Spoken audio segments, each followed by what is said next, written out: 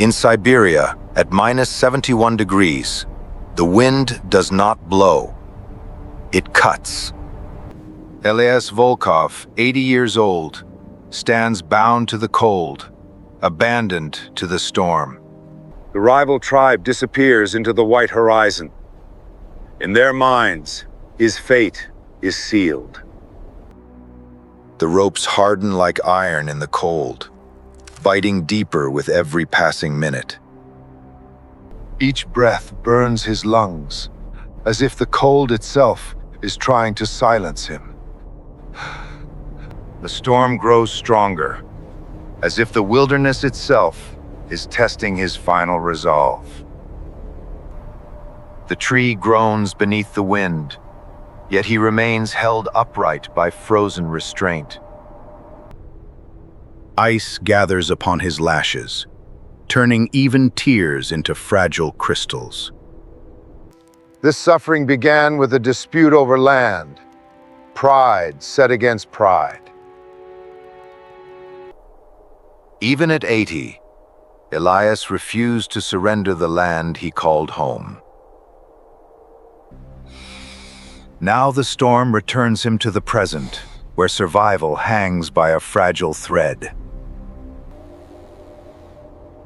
His strength fades, yet the frozen rope refuses to let him fall.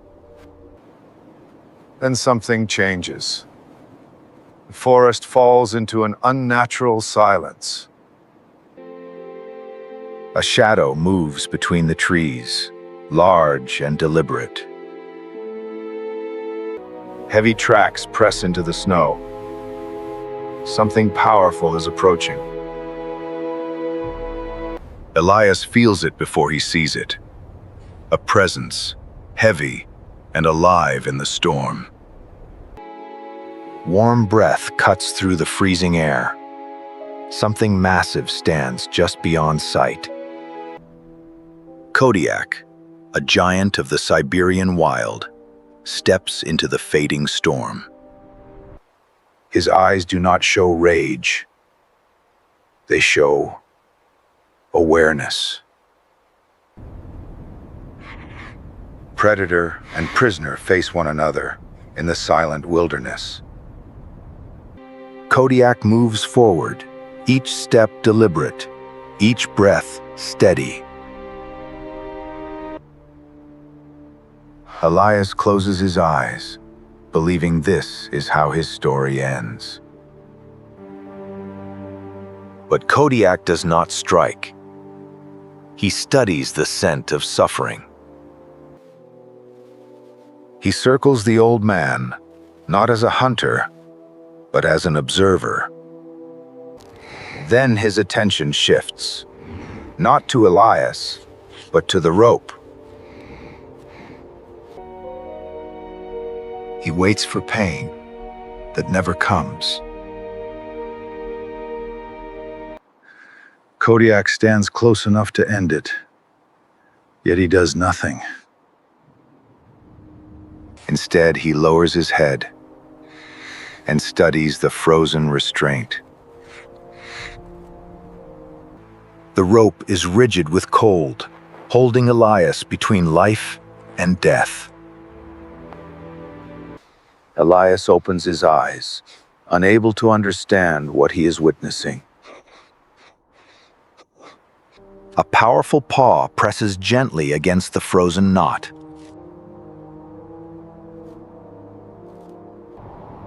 Ice cracks softly as tension builds in the frozen fibers.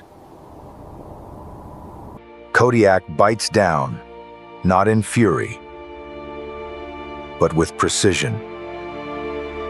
The rope gives way, surrendering to strength guided by instinct.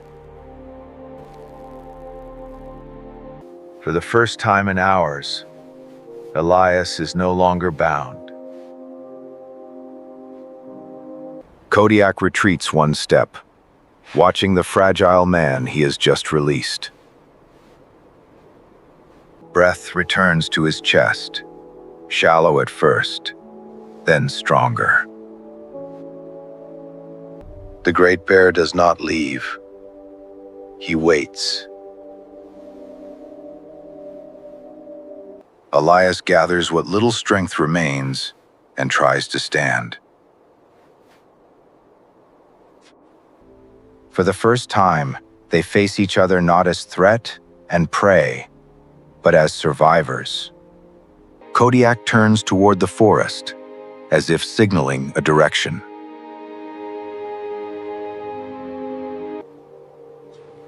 Uncertain but desperate, Elias follows the massive silhouette ahead. Two unlikely figures move together across the frozen expanse. The cold nearly claims him again as his legs falter. Kodiak pauses, refusing to abandon the man who cannot yet walk alone. The bear returns, closing the distance with quiet authority. A gentle nudge urges him forward, strength offered without words. Through the trees, a shape appears, a cabin, barely visible against the storm. Hope flickers in Elias's eyes. Home is within reach. With the last of his strength, he moves toward warmth and shelter. His hand finds the door, cold wood beneath frozen fingers.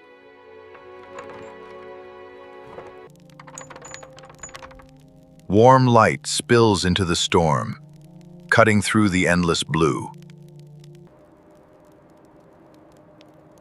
Kodiak hesitates at the threshold between wilderness and shelter.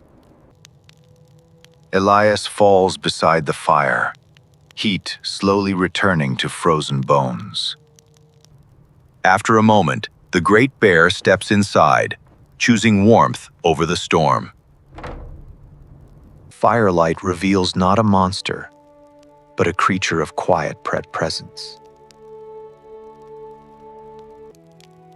Elias studies the bear in silence, gratitude forming where fear once lived. With trembling hands, he offers food and onion, not as payment, but as respect. Kodiak accepts the offering without dominance, without demand. Within these wooden walls, warmth becomes something they now share. Morning arrives, gentle and golden, as if the storm never existed. Though weakened, Elias works. Survival still demands effort. Kodiak watches the forest, as if claiming a silent duty. For the first time, his hand rests upon living strength. And the bear does not pull away. Patamenger. Beyond the cabin, Kodiak returns to the rhythm of the wild. He returns not alone, but with sustenance earned from the forest. Elias sees more than survival. He sees loyalty. Together, they share the silence of a land that once tried to take him. Strength returns slowly to his hands, steady once more. But peace is fragile. Kodiak senses what Elias cannot. The old man reads the warning in the bear's posture. Far beyond the clearing, shadows move once again. The rival tribe has not forgotten.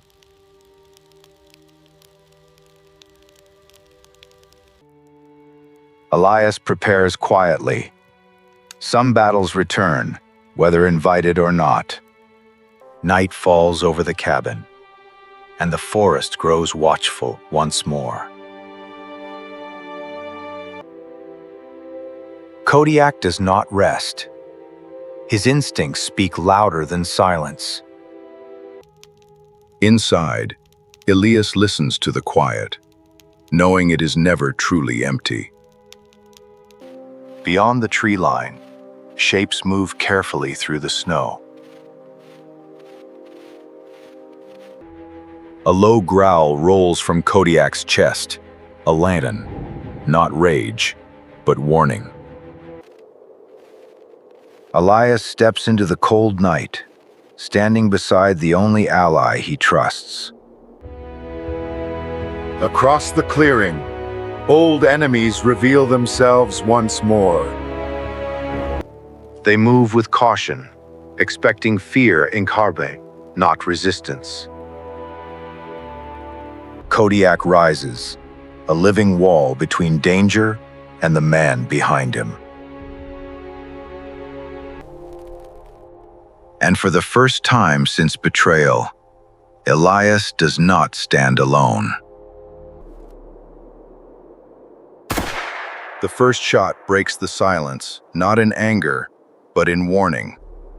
The advancing figures hesitate, uncertainty replacing confidence. Kodiak moves with unstoppable force, defending what he has chosen. The line breaks before it ever truly forms. Elias does not pursue. He stands firm, guarding his ground. The bear stands as living proof that strength can choose restraint. One by one, the figures disappear back into the trees. Silence settles over the clearing once more.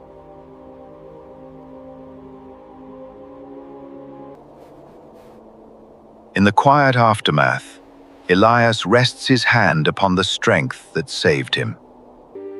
And as dawn rises, so does something neither of them expected bring: peace. The forest stands quiet again, as if nothing had threatened it. Elias watches the sun climb higher, feeling something he thought he had lost.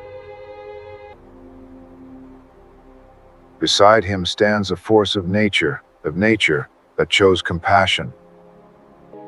Their tracks now run together across the untouched white.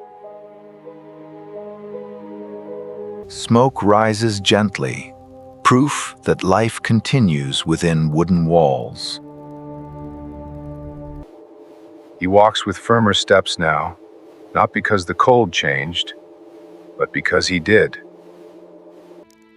By nightfall, warmth is no longer borrowed sounding. It is shared. Above them, the sky paints its silent tribute across the darkness. No words pass between them, yet everything has been said. In the harshest place on earth, compassion proves stronger than fear. The wilderness remains vast and indifferent, unchanged by human struggle. Yet even as snow begins to erase their footprints, the bond remains. Elias survived not because he fought alone, but because strength stood beside him. And Kodiak proved that power does not always choose destruction. In the coldest place on earth, compassion became the greatest force of all.